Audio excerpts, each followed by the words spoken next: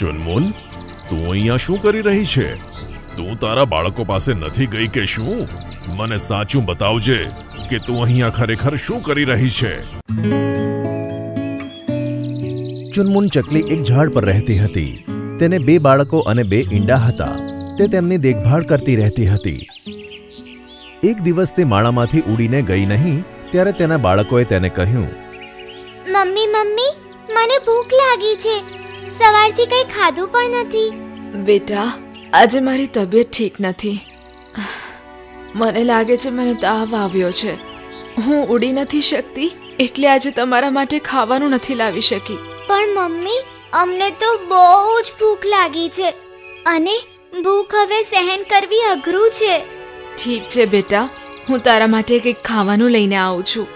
પણ જ્યાં સુધી હું પાછી આવું તું અહીંયા જ આરામથી બેસી રહેજે, નહીં તો તને વાગી શકે છે. ઠીક છે મમ્મી, તમે જલ્દીથી ખાવાનું લઈને આવો. અમે બધા આરામથી તમારી અહીંયા જ રાહ જોઈશું. ચુનમુન ચકલી ઉડતા ઉડતા કાળા કાગડાના ખેતરમાં પહોંચી જાય છે અને ત્યાં જઈને વિચારે છે, આજે થોડું ખાવાનું અહીંયાથી જ લઈ લઉં છું. આટલું દૂર ઉડવાની મારામાં હિંમત જ નથી અને બચ્ચાઓને પણ ભૂખ લાગી છે, તો આ જ ઠીક રહેશે. પછી ચુનમુન દાણા ચણવા લાગે છે. ત્યાં જ કાળો કાગડો ચુનમુન ઉપર જાળ ફેંકે છે અને તેને પકડી લે છે. અચ્છા, તો તું જ છે એ ચકલી જે દરરોજ મારા ખેતરમાંથી દાણા ચોરે છે? આખરે મેં તને પકડી જ લીધી. બહુ જ નાકમાં દમ કરી દીધું હતું તે. ના ભાઈ ના, હું દાણા નથી ચોરતી. હું તો આજે જ આવી છું. તમને કોઈ ગેરસમજ થઈ છે. અચ્છા, જુઠ્ઠી. હું બહુ દિવસથી જોતો હતો કોઈ મારા દાણા ચોરાવતું હતું. આજે તો તું હાથમાં આવી જ ગઈ. હવે તારે અહીંયા પુરાઈ રહેવું પડશે. ના ભાઈ, આવું ના કરો. મારા નાના બચ્ચાઓ છે જે બહુ જ ભૂખ્યા છે. એમના પર દયા કરો અને મને જવા દો. કાળો કાગડો તેની એક પણ વાત સાંભળતો નથી અને તેને બંદી બનાવી દે છે. આજે તો મજા જ આવી ગઈ. આ ચુનમુન ચકલી બધાની મદદ કરતી હતી. બધા તેને બહુ પસંદ કરે છે. આજે ચોરીના બહાને મારા હાથમાં આવી જ ગઈ. હવે તેને હેરાન કરીશ. પછી કાળો કાગડો ચુનમુન ચકલી પાસે જાય છે અને તેને કહે છે, ચુનમુન ચકલી, સાંભળ્યું છે તારા બાળકો ખૂબ જ નાના છે અને બિલકુલ એકલા છે. વિચાર, જો મોટું જાનવર કે પક્ષી તેમને ખાઈ જશે તો તારું શું થશે? તારા બાળકો તો મરી જશે. દુષ્ટ કાળા કાગડા, તે મારી સાથે જે કર્યું છે એનો તો તને દંડ ચૂકવવો જ પડશે. આજે નહીં તો કાલે આનો હિસાબ ભગવાન જરૂર કરશે. આટલું કહીને ચુનમુન રડવા લાગે છે. રડતા રડતા તે કહે છે, ઈંડા બચ્ચા બગીચામાં ચકલી કરતી ચૂ ચૂ. ઈંડા બચ્ચા બગીચામાં ચકલી કરતી અહીંયા ચૂ ચૂ. આ બધું ચીલ દાદા સાંભળી લે છે. તે ઉડીને ચુનમુન પાસે જાય છે. તે ચુનમુનને કહે છે, ચુનમુન, તું અહીંયા શું કરી રહી છે? તું તારા બાળકો પાસે નથી ગઈ કે શું? મને સાચું બતાવજે કે તું અહીંયા ખરેખર શું કરી રહી છે. પછી ચુનમુન ચીલ દાદાને બધું કહે છે. ચીલ દાદા, હું આજે બીમાર હતી. બચ્ચાઓને બહુ જ ભૂખ લાગી હતી, તો જેમ તેમ કરીને હું બચ્ચાઓ માટે ખાવાનું લેવા આવી. પણ કાળા કાગડા ભાઈએ મને પકડી લીધી. તું જરાય ચિંતા ના કરતી બેટા. હું બધું સરખું કરી દઈશ અને પેલા કાળા કાગડાની ખબર હમણાં જ લઉં છું. હા.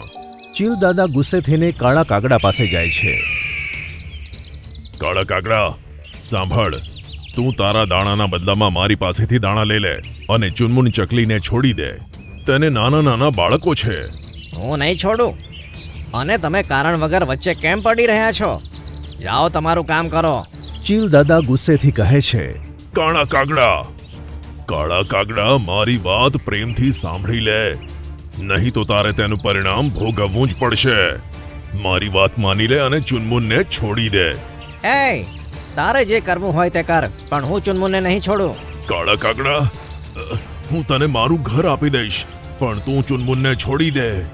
ના, હું નહીં છોડું. એક વારમાં તમને ખબર નથી પડી રહી? જાઓ અહીંયાથી. કાળા કાગડા ચુનમુનને છોડી દે, હું તને નવું ખેતર લાવીને આપી દઈશ. જાઓ. મને કોઈ વસ્તુની લાલચ નથી. હું તેને કોઈ પણ હિસાબે નહીં છોડું. હા, ખેત આપ્યું, ધન આપ્યું, દાણા આપ્યા, પણ તને ખબર ના પડી. હવે જો તને શું મળશે? હવે થશે તારી પિટાઈ. પિટાઈનું નામ સાંભળીને કાગડો ગભરાઈ જાય છે, કારણ કે તેને ખબર છે કે ચીલ દાદા જે કહે છે તે કરે જ છે. ચીલ દાદા, મને છોડી દો. હું ચુનમુનને છોડી દઈશ. આ ગામ પણ છોડી દઈશ. આ ખેતર પણ છોડી દઈશ. અને કોઈને કશું જ નહીં કહું. અને હું પાછો અહીં નહીં આવું.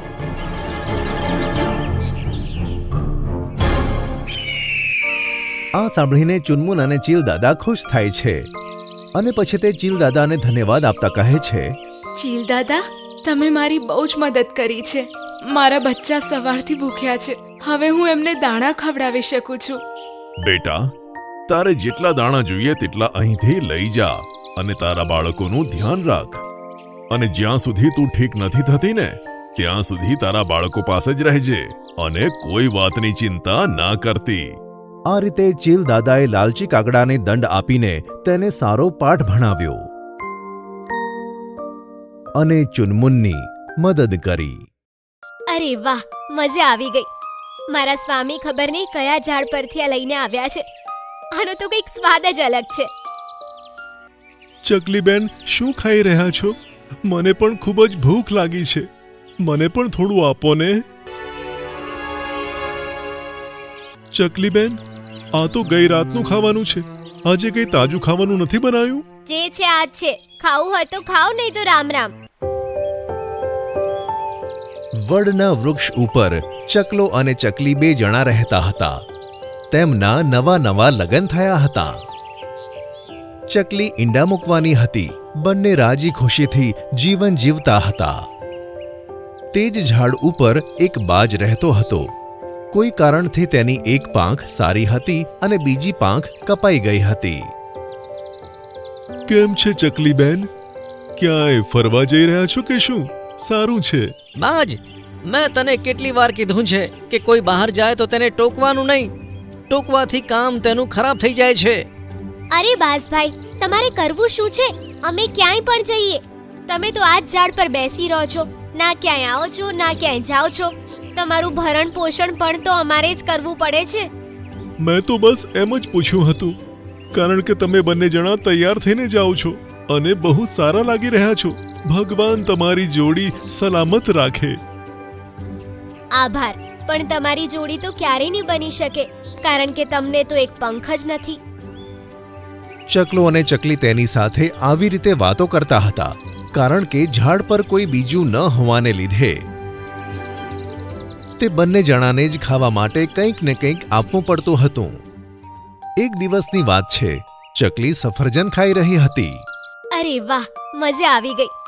મારા સ્વામી ખબર નહીં કયા ઝાડ પરથી આ લઈને આવ્યા છે. આનો તો કંઈક સ્વાદ જ અલગ છે. ચકલીબેન, શું ખાઈ રહ્યા છો? મને પણ ખૂબ જ ભૂખ લાગી છે. મને પણ થોડું આપો ને. આ બાજની નજર તો હંમેશા મારા ખાવા પર જ હોય છે. આને ખબર નથી કે હું માં બનવાની છું. હંમેશા મારા ખોરાકને નજર લગાવતો હોય છે. શું થયું? આજે કંઈ બનાવ્યું નથી કે શું? લાવું છું, ઊભા રહો. ચકલી ગઈ રાતનું ખાવાનું બાજ માટે લઈ જાય છે. જેવો બાજ તે ખાવાનું ખાય છે તેને ખબર પડી જાય છે કે આ ગઈકાલનું ખાવાનું છે. ચકલીબેન, આ તો ગઈ રાતનું ખાવાનું છે. આજે કંઈ તાજું ખાવાનું નથી બનાવ્યું? જે છે આ જ છે. ખાવું હોય તો ખાઓ, નહીં તો રામ રામ. તું રોજ મને વાસી ખાવાનું આપી દે છે અને તું પોતે તાજું અને સારું ખાવાનું ખાય છે. મને પણ સારું ખાવાની ઈચ્છા થાય છે. આજે મને કંઈક સારું આપી દે ને. પોતે તો આ ઝાડ પર બેસીને આખો દિવસ મારું મગજ ખાતા કરો છો. ક્યાંય ઉડીને તો જઈ શકતા નથી. બસ આ ઝાડ પર જ તમારા દિવસો વીતે છે. જે ખાવાનું મળે એમાં પણ તમારા નખરા હોય છે. અરે, મારા પતિ દિવસ રાત મહેનત કરીને ખાવાનું લાવે છે અને તમે ઈચ્છો છો કે એ બધું હું તમને આપી દઉં? જે મળે છે એ ખાઈ લો. બાજ ચૂપચાપ તે વાસી ખાવાનું ખાઈ લે છે. રોજ તેને ચકલીની કડવી વાતો સાંભળવી પડતી હતી, પણ તે કરે તો શું? તે ઉડી પણ શકતો ન હતો. તેના કારણે તે પોતાના ખાવાની વ્યવસ્થા પણ નહોતો કરી શકતો. તેથી તે ચકલીની કડવી વાતો ચૂપચાપ સાંભળી લેતો અને કશું જ કહેતો નહીં. હે પરમાત્મા, જો તે મને જીવન જ આપ્યું હોય તો મને સારું કેમ ન આપ્યું? મારા જીવવાનો શું ફાયદો કે હું કોઈના કામમાં નથી આવતો? હું હવે બોજ બની ગયો છું. અહીંયા આ ઝાડ પર આમે કોઈ પક્ષી રહેવા નથી આવતું, અને જે કોઈ આવે છે તેને મને ખાવાનું ખવડાવવું પડે છે. એક દિવસની વાત હોય તો ચલાવી પણ લેવાય, પણ શું મારે આમ જ જીવન વિતાવવું પડશે? તમે મને બે સારી પાંખો કેમ ન આપી? કદાચ હું પણ ઉડી શકતો હોત, આકાશથી વાતો કરતો હોત અને મારી પસંદનું ખાવાનું ખાત. કમસે કમ કોઈનું દિલ તો ના દુખાત. બાજ આ જ રીતે પોતાને કોસી રહ્યો હતો. ત્યાં જ તેની નજર ઝાડની પાસે એક સાપ પર પડી. સાપ લાલચભરી નજરોથી ઉપરની તરફ જોતો હતો. આ ચકલીને તો ઈંડા થવાના છે. થોડા દિવસોમાં તો તે ઈંડા મૂકી દેશે. ત્યારે હું તેના ઈંડા ખાઈ લઈશ. બહુ દિવસથી કોઈ પક્ષીના ઈંડા નથી ખાધા. સાપની આ વાત બાજ સાંભળી લે છે. થોડા દિવસ પછી ચકલી બે ઈંડા આપે છે. ચકલો અને ચકલી ખૂબ જ ખુશ હોય છે. એક દિવસ ચકલીની તબિયત ખરાબ થઈ જાય છે, તો ચકલો તેને ડોક્ટર પાસે લઈ જવાનું વિચારે છે. બાજ, આમ તો તું કઈ કામનો નથી, પણ જ્યાં સુધી હું ચકલીને ડોક્ટર પાસે બતાવીને ન લાવું ત્યાં સુધી તું ઈંડાનું ધ્યાન રાખ. અરે તમે ચિંતા કર્યા વગર ચકલીને લઈ જાઓ. ઈંડાની સુરક્ષાની જવાબદારી મારી છે. ચકલો અને ચકલી ઈંડાને ઝાડ પર છોડીને ડોક્ટર પાસે જતા રહે છે. પેલો સાપ આજ મોકાની રાહ જોઈ રહ્યો હતો. તો એમ વાત છે, ચકલીએ બે ઈંડા આપ્યા છે. આજે તો હું ભર પેટ ખાઈશ. હમણાં જ આ ઈંડાને આહાર બનાવું છું, પણ આ બાજ તો અહીંયા બેઠેલો છે. અરે, આ બાજ શું કરી લેશે? તેની તો પાંખો જ નથી. આનો વિશ્વાસ રાખીને ચકલી તેની ઉપર ઈંડા છોડીને ગઈ છે. કેટલી મૂર્ખની વાત છે. સાપ ઝાડ પર ચઢી રહ્યો હતો, તો બાજ તેને જોઈ લે છે. જ્યાં છે ત્યાં જ રોકાઈ જજે સાપ. ખબરદાર, જો તે ઉપર આવવાનો પ્રયત્ન પણ કર્યો છે. આ મને કોણ ખબરદાર કરી રહ્યું છે? એક અપંગ બાજ જે ઠીકથી ઉડી પણ નથી શકતો. જો તું થોડુંક પણ આગળ આવ્યો ને તો આ તારા માટે સારું નહીં હોય. હું ચકલીના બંને ઈંડાને ખાઈશ. જોઉં છું મને કોણ રોકે છે. ચકલીના ઈંડા સુધી પહોંચવા માટે પહેલા તારે મારી સાથે મુકાબલો કરવો પડશે. હા. અચ્છા, તો તું મારી સાથે મુકાબલો કરીશ? સાપ બાજની ચિંતા કર્યા વગર ઝાડ પર ચઢી જાય છે. પણ જેવો તે ઉપર ચઢી જાય છે, બાજ તેને પોતાના પંજામાં જકડી લે છે. તે પોતાના પંજામાં એટલો જોરથી જકડે છે કે સાપ છૂટી જ શકતો નથી. એટલામાં ચકલો અને ચકલી ત્યાં આવી જાય છે. હે, આ સાપ અહીંયા કેવી રીતે આવી ગયો? મારા બાળકો તો ઠીક છે ને? ચકલી, તું તારા ઈંડા સંભાળ. હું આ સાપને સંભાળું છું. જલ્દી જા, તે તારા ઈંડાને ખાવા માટે આવ્યો છે. ચકલો પણ બાજ સાથે મળી જાય છે અને સાપને જકડી લે છે. સાપ ઘાયલ થઈને પોતાનો જીવ બચાવવા ત્યાંથી ભાગી જાય છે. ચકલી આ જોઈને ખુશ થઈ જાય છે કે બાજના લીધે આજે તેના ઈંડા બચી ગયા. બાજભાઈ, તમે મારા બાળકોનો જીવ બચાવ્યો. હું ખબર નહીં તમને શું શું કહેતી હતી, અને તમે તમારો જીવ જોખમમાં મૂકીને સાપ સાથે લડીને મારા બંને બાળકોનો જીવ બચાવ્યો. હું તમારો આ ઉપકાર ક્યારેય નહીં ભૂલું. બાજ ભૈયા, અમને માફ કરી દો. અમારી કડવી વાતોથી તમારું કેટલું દિલ દુખાયું હશે. અમે તો તમને કોઈ કામના સમજતા ન હતા, તેમ છતાં પણ તમે અમારી મદદ કરી. અરે, આ તો મારી ફરજ હતી. તે દિવસથી ચકલો અને ચકલી બાજનું ખૂબ જ ધ્યાન રાખે છે અને હંમેશા તેની સાથે પ્રેમથી વાતો કરે છે અને આમ ત્રણે જણા ખુશી ખુશી વડના ઝાડ પર રહે છે.